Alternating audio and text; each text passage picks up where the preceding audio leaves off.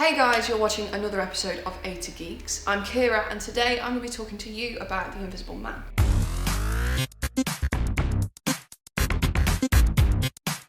The Invisible Man follows Cecilia, a woman who must find her way back to some form of normality after an abusive ex-boyfriend kills himself. It would appear, however, that she's not home and dry just yet. When a few strange coincidences begin to crop up, things start to look like they were a little bit too good to be true.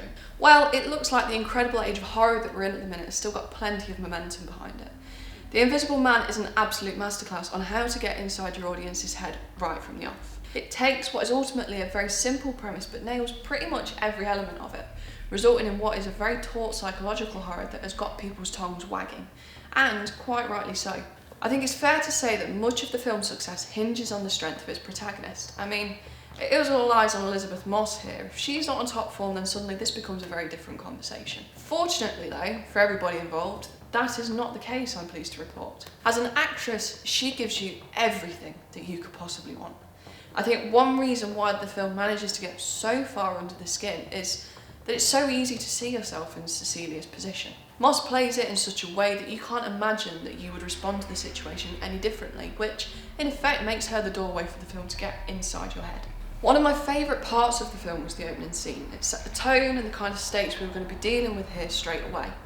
From the get-go, writer and director Leigh Whannell had us exactly where he wanted us, which, for anybody who's yet to see the film, is hanging off the edge of your seat, scared to breathe for fear that it caused the tension to bubble over. I think the last film to have had that kind of a hold on me in the last few years was A Quiet Place, so they really don't come around that often. For 2 whole hours I was completely at the mercy of what it was that I was watching.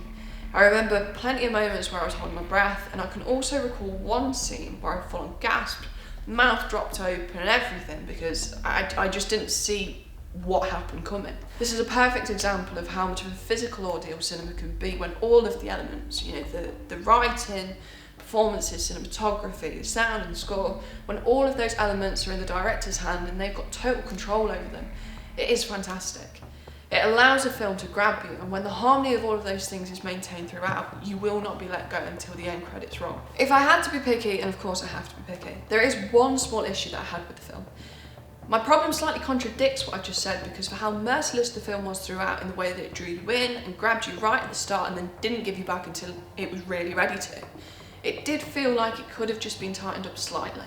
Even shaving just 10 to 15 minutes off of the runtime would have intensified the experience a tiny bit more, which would have made it technically flawless in my eyes. So there you have it, my take on The Invisible Man. Without a doubt, we are talking one of this year's best horror films, and whilst we're at it, why not start the conversation now about best of the decade?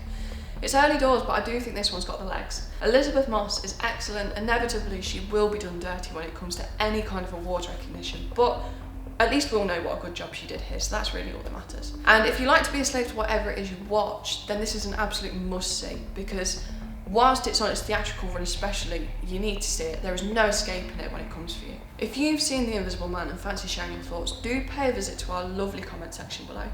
Make sure you subscribe to the channel and don't forget to hit that notification bell so that you can get alerts whenever we've got new content coming your way. All that's left for me to say now is thanks for watching, guys, and remember to keep it geeky.